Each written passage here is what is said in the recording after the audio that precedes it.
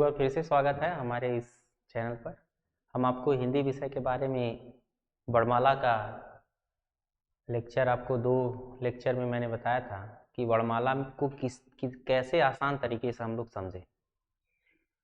अब वही वर्णमाला के जो भी सूत्र थे उन सूत्रों पर वर्णमाला के जो भी क्वेश्चन बन सकते हैं, या ऐसा समझिए कि जो विभिन्न प्रतियोगी परीक्षाओं में कई बार पूछा गया है, उन प्रश्नों को हम आपके सम्मुख प्रस्तुत कर रहे हैं।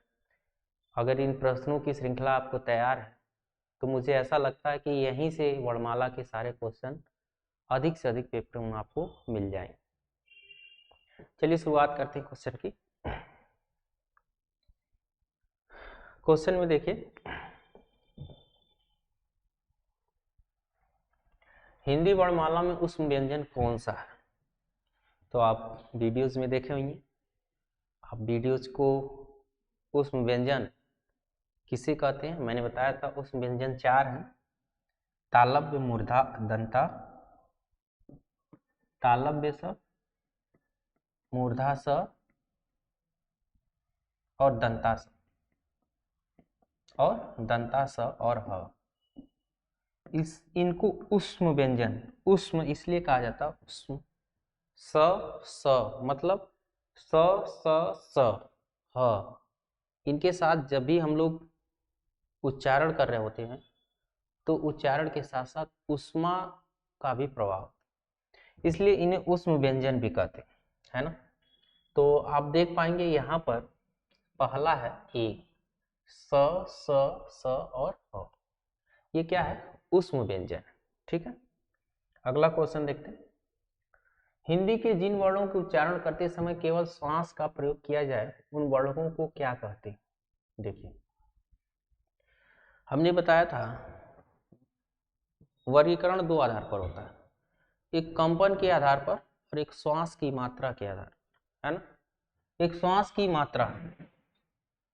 मात्रा और कंपन 2 तरह के होते हैं। तो जिन वर्णों का उच्चारण करते समय केवल श्वास का प्रयोग करते हैं, ठीक है,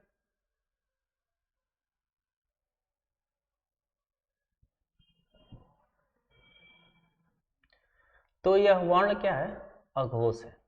ठीक है, जिन वर्णों का केवल श्वास का प्रयोग किया जाए उन वर्णों को क्या बोलते हैं? अघोष बोलते हैं। ठीक है, आगे क्वेश्चन देखते हैं। अगला क्वेश्चन है यर लव, क्या कर रहा है? यर लव व्यंजनों को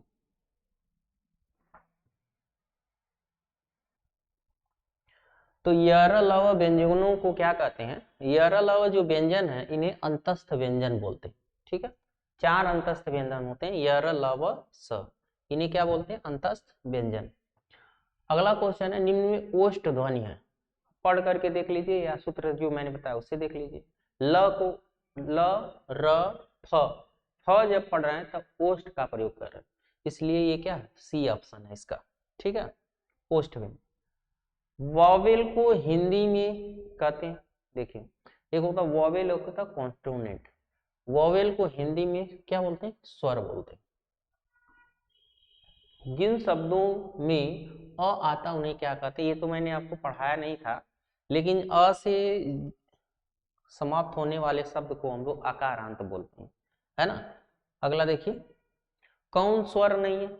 स्वर में अ स्वर है, उ ए ये भी स्वर है, ब स्वर नहीं आता है, व्यंजन में आता है। अगला क्वेश्चन देखिए, निम्नलिखित में कौन सा वर्ण घोष है? तो घोष को सघोष भी बोलते हैं और अघोष। अघोष 12 और 345 को घोष या सघोष बोलते हैं। मतलब जो वर्गीय व्यंजन का तीसरा, चौथा, पांचवा वर्ण होता है उसे क्या बोलते हैं? घोष बोलते हैं या सघोष बोलते हैं। तो प जो है पहला वर्ण है, त थ द तीसरा वर्ण है, इसीलिए द ऑप्शन सही होगा। ट ठ ये पहला है, प फ दूसरा है, तो पहला दूसरा क्या होता है?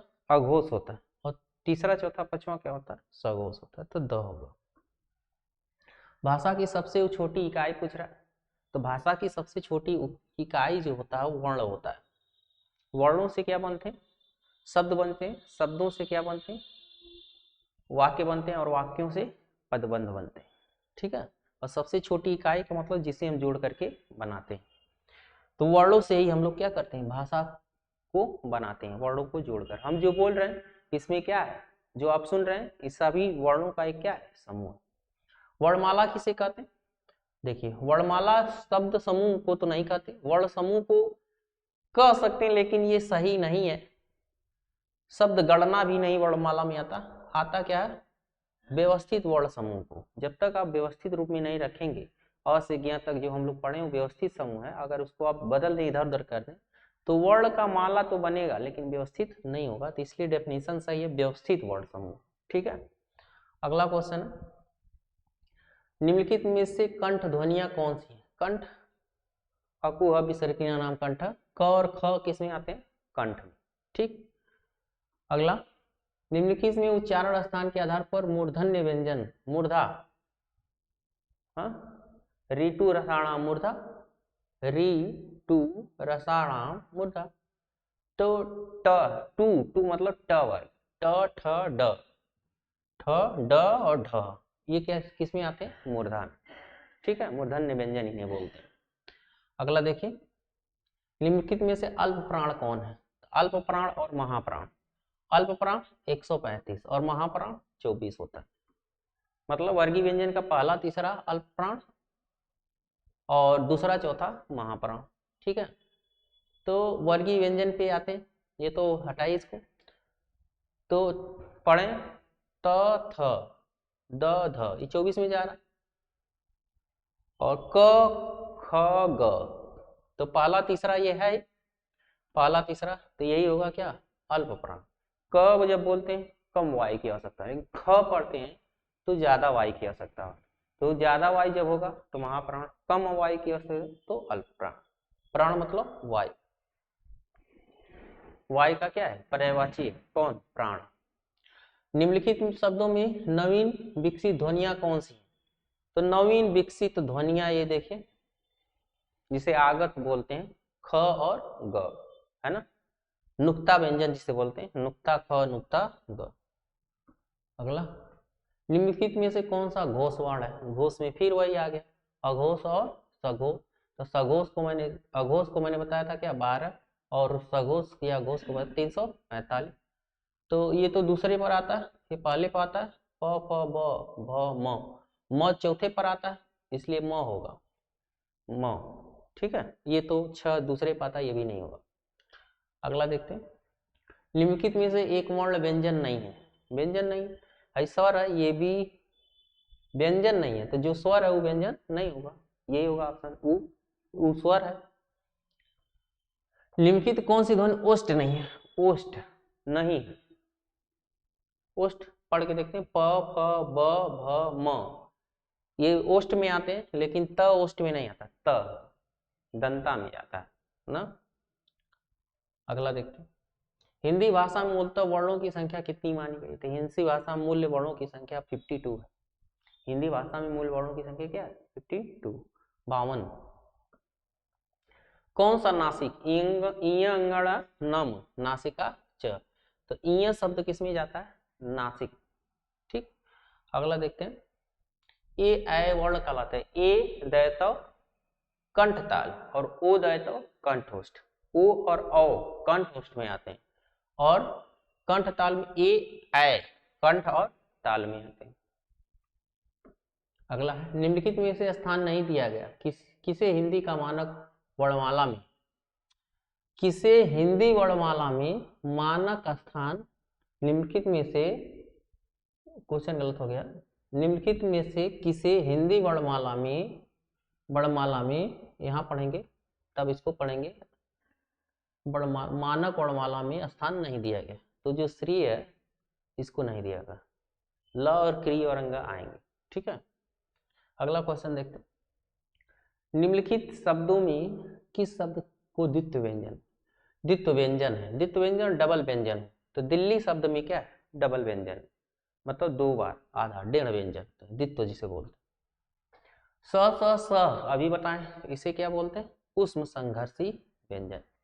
ठीक है, अगला, छ ध्वनि किस स्वर के अंतर्गत आती है, छ ध्वनि किसके स्वर के अंतर्गत आती है, तो छ जो है, देखिए स्वर में तो होगा नहीं, ये गलत है।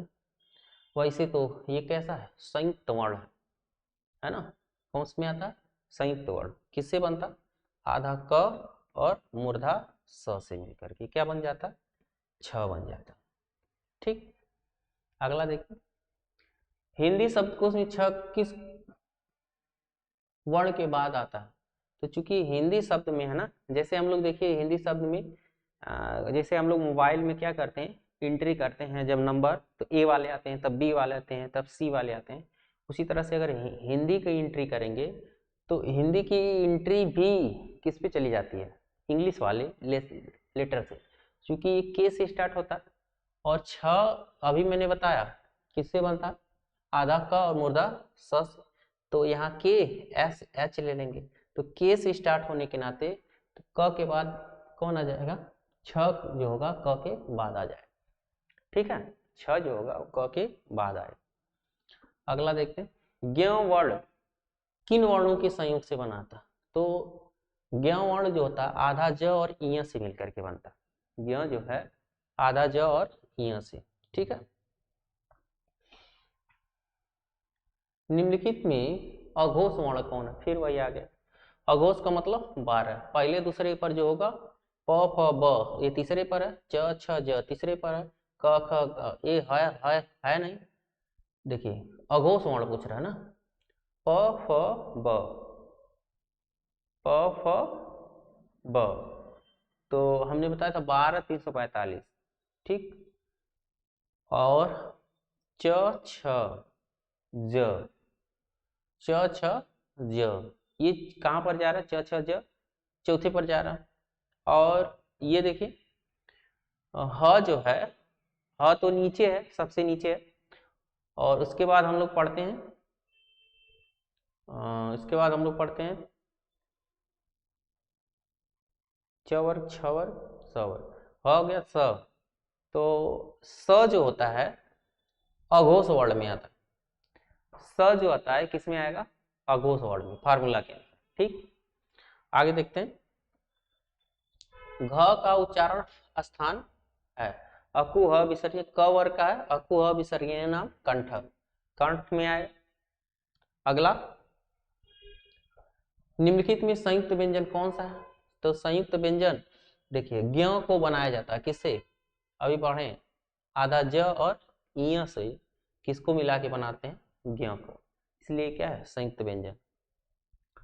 निम्नलिखित में कौन सा वर्ण उच्चारण की दृष्टि से दंत नहीं, दंत त थ द ध न दंत में जाएगा, लेकिन ट जो होगा ताल पे जाता है, ट ठ ड ढ ड़, ट ठ ड ढ ड़, है ना, वो अलग जा रहा है, वो किसमें नहीं है, दंत में नहीं है।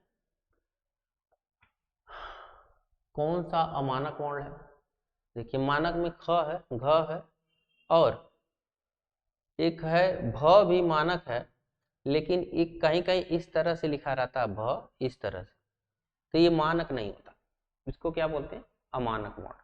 ठीक है, अगला है, छ वर्ण किसके समय फिर आया, आधा का पेठोरवा या मूर्धा स से। हिंदी वर्णमाला में स्वरों की संख्या है, कई बार पूछा, तो हमने बताया था किसी किताब में आप मुख्य स्वरों की संख्या पूछे तो री को जब छोड़ते हैं तो 10 आता, लेकिन री को भी अगर ले लेंगे तो कुल कितना आया, 11, है ना। चार कौन आए थे, मूल स्वर, 3 दीर्घ स्वर और फिर 4 संयुक्त दीर्घ स्वर। ठीक है, तो 11 आए थे। अगला, निम्नलिखित में से कौन सा स्वर नहीं है, स्वर नहीं है, तो स्वर हमको लगता है ज नहीं है, बाकी ऊपर क्या है, स्वर में आएंगे। निम्नलिखित में कौन सा ट वर्ग नहीं, ट वर्ग नहीं, ट ठ ड ढ ड़ घ ट वर्ग में नहीं आएगा। ठीक, फिर हिंदी वर्णमाला में व्यंजनों की संख्या, व्यंजन वैसे कहीं लिखा है 39, लेकिन 39 नहीं लेंगे, क्योंकि आप कहीं देखेंगे एक व्यंजनों की संख्या 41 और प्लस 11 करके 52 लिखता है, नहीं, हमने जो फार्मूला बताया है 11 प्लस 39 और प्लस 2, 2 अयोगवाह में चले जाते हैं। 39 जो आता है व्यंजनों में आता है, लेकिन उसमें व्यंजन केवल पूछे व्यंजन, क्योंकि हम लोग क्या बनाते हैं, व्यंजनों से भी व्यंजन बनाए हैं। किसको? उसमें से जो 6 हैं वो व्यंजनों से व्यंजन बने हुए, ठीक। और 6 में 2 व्यंजन द्विगुण व्यंजन है और 4 क्या है? संयुक्त व्यंजन। उनको छोड़ दें तो 39 में से कितना बच जाता है? 33। तो व्यंजनों की संख्या हमेशा कितना मारेंगे? 33 मारेंगे, ठीक है। अगला है, निम्नलिखित में कौन सा पश्च स्वर, पश्च स्वर मतलब मुंह के पीछे जाना पड़े बोलने के लिए, तो पढ़िए आ को हम पीछे जाके पढ़ना पड़े। और स्वर भी कहा तो स्वर तो ये है ही नहीं और यही स्वर है, आ शब्द सही है, ठीक है। आ अक्षर सही है। खड़ी पाई वाले व्यंजनों को संयुक्त रूप से कैसे बनाया जाता है? खड़ी पाई वाले व्यंजनों को संयुक्त रूप से कैसे बनाया जाता है? तो संयुक्त रूप से विसर्ग लगाकर तो बनाते नहीं, खड़ी पाई, खड़ी चौपाई को हटा करके 2 खड़ी पाई लगा करके, है ना, खड़ी चौपाई को हटाकर 2 खड़ी पाई लगाकर, 2 स्वर लगाकर नहीं, एक ही स्वर लगता है, ये गलत हो गया। एक ही खड़ी पाई लगता है, ये गलत हो गया। विसर्ग से कभी बनता नहीं है, तो बचा क्या? खड़ी चौपाई लगा करके। मतलब खड़ी चौपाई का मतलब ये है कि आप एक ही पाई को लगाएंगे, जैसे क आधा क और एक अ, तो एक बन जाता है, ये क्या? क, ठीक है। तो संयुक्त रूप से बनाया जा सकता है। विसर्ग से बना शब्द क्या होता है? आधा, कुछ समझ में नहीं आया आपसे। दिवत्व, यो नहीं समझ। निष्प्रिय, निष्प्रिय, थोड़ा सा, विसर्ग से बना शब्द कौन सा है? तो इसमें कहाँ विसर्ग है? तो ये तो इस विसर्ग इसमें लगा नहीं, इसमें भी विसर्ग नहीं लगा। विसर्ग मतलब 2 बिंदी कहाँ लगा है ना, तो 2 बिंदी निष्प्रिय में लगा, इसीलिए ये क्या है? विसर्ग, ठीक। निम्न कौन सा वर्ण स्वर है? अच्छा, ये तो स्वर है नहीं, यही बचा, ठीक। अगला, निम्नलिखित में कौन अंतस्थ व्यंजन है? तो यर ल व स, यर ल व स अंतस्थ व्यंजन है कौन सा? तो अंतस्थ य र ल व, ये 4 अंतस्थ होते हैं, ठीक। इनमें से ओ का उच्चारण स्थान कौन सा है? ओ को हम देखिए, ओ ओठ ला रहे हैं और कंठ भी ला रहे हैं, ओ कंठ और साथ साथ ओठ का, तो ओ दैतव कंठोष्टव, ओ और औ को कंठ और ओष्ठ से ही क्या करते हैं? उच्चारण करते हैं।